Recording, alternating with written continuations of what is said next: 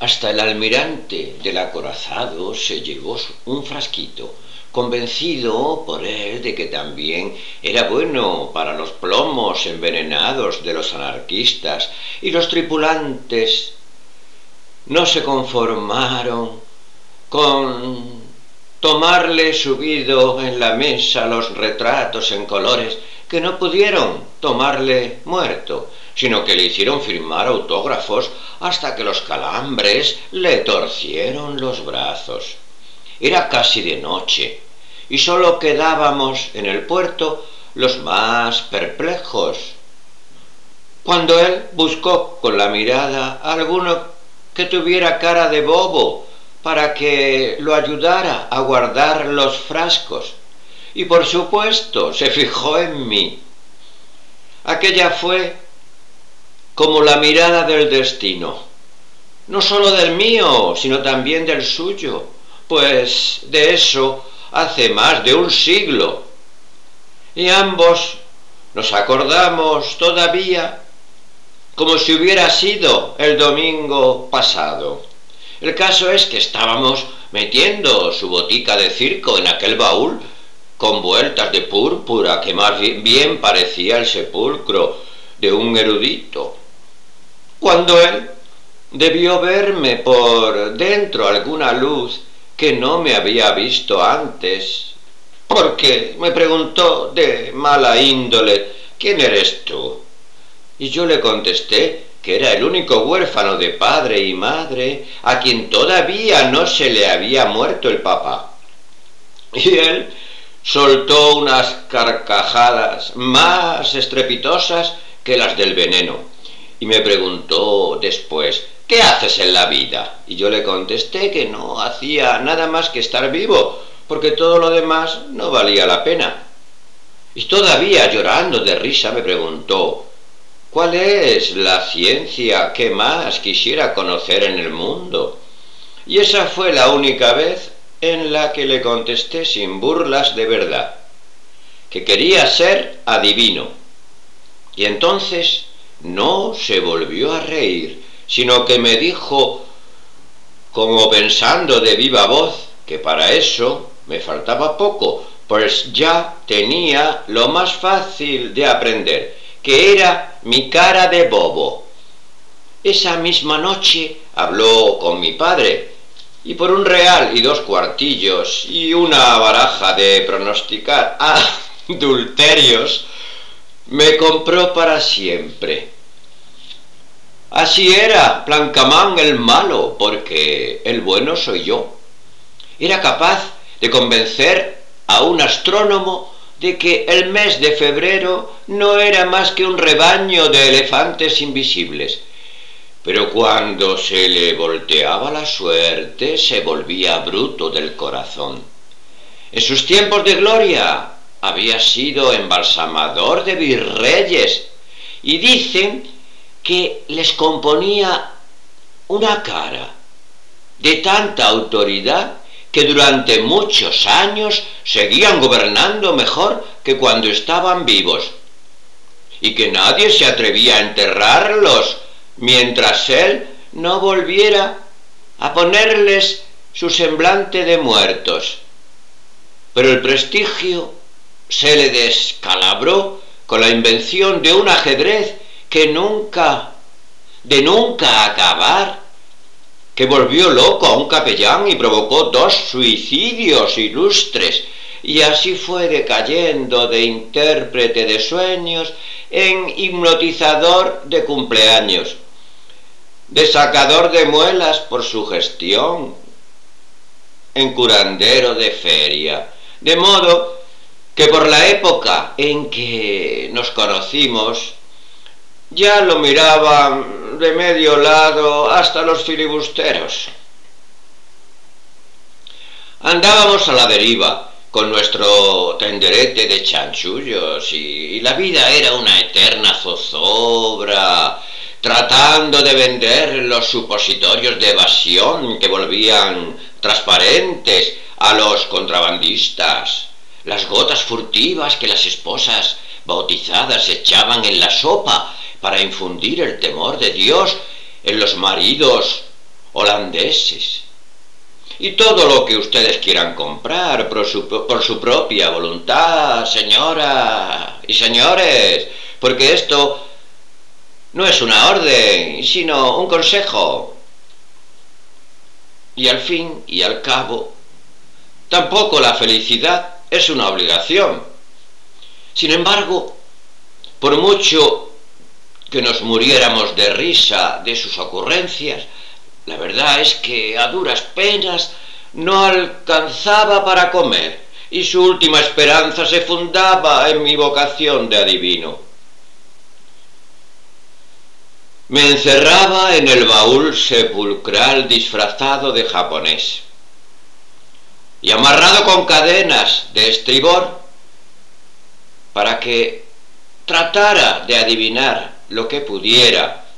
mientras él destripaba la gramática buscando el mejor modo de convencer al mundo de su nueva ciencia. Y aquí tienen, señoras y señores, a esta criatura atormentada por las luciérnagas de Ezequiel. Y usted, que se ha quedado ahí con esa cara de incrédulo, vamos a ver si se atreve a preguntarle cómo se va a morir. Pero nunca conseguí adivinar ni la fecha en que estábamos.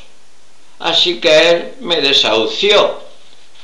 ¿Cómo adivino? Porque el sopor de la digestión te trastorna la glándula de los presagios, y después de descalabrarme de un trancazo para componer la buena suerte, resolvió llevarme donde mi padre para que le devolviera la plata. Sin embargo, en esos tiempos le dio por encontrar aplicaciones prácticas para la electricidad del sufrimiento, y se puso a fabricar una máquina de coser que funcionara conectada mediante ventosas con la parte del cuerpo en que se tuviera un dolor. Como yo pasaba la noche quejándome de las palizas que él me daba para conjurar la desgracia, tuvo que quedarse conmigo como probador de su invento. Y así el regreso se nos fue demorando y se le fue componiendo el humor hasta que la máquina funcionó tan bien que no solo cosía mejor que una novicia, sino que además bordaba pájaros y astromelias según la posición y la intensidad del dolor. En esas estábamos convencidos de nuestra victoria sobre la mala suerte, cuando nos alcanzó la noticia de que el comandante del acorazado había querido repetir en Filadelfia la prueba del contraveneno y se convirtió en mermelada de almirante en presencia de su Estado Mayor. No se volvió a reír en mucho tiempo. Nos fugamos por desfiladeros de indios, y mientras más perdidos nos encontrábamos, más claras nos llegaban las voces de que los infantes de marina habían invadido la nación con el pretexto de exterminar la fiebre amarilla, y andaba descabezando a cuanto cacharrero inveterado o eventual encontraban a su paso, y no solo a los nativos por precaución, sino también a los chinos por distracción, a los negros por costumbre y a los hindúes por encantadores de serpientes. Y después arrasaron con la fauna y la flora y con lo que pudieron del reino mineral, porque sus especialistas en nuestros asuntos les habían enseñado que la gente del Caribe tenía la virtud de cambiar de naturaleza para embolatar a los gringos. Yo no entendía de dónde les había salido aquella rabia, ni por qué nosotros teníamos tanto miedo, hasta que nos hallamos a salvo en los vientos eternos de la Guajira, y solo allí tuvo ánimas para confesarme que su contraveneno no era más que ruibarbo con trementina, pero que le había pagado 2 cuartillos a un calanchín para que le llevara aquella mapaná sin ponzoña.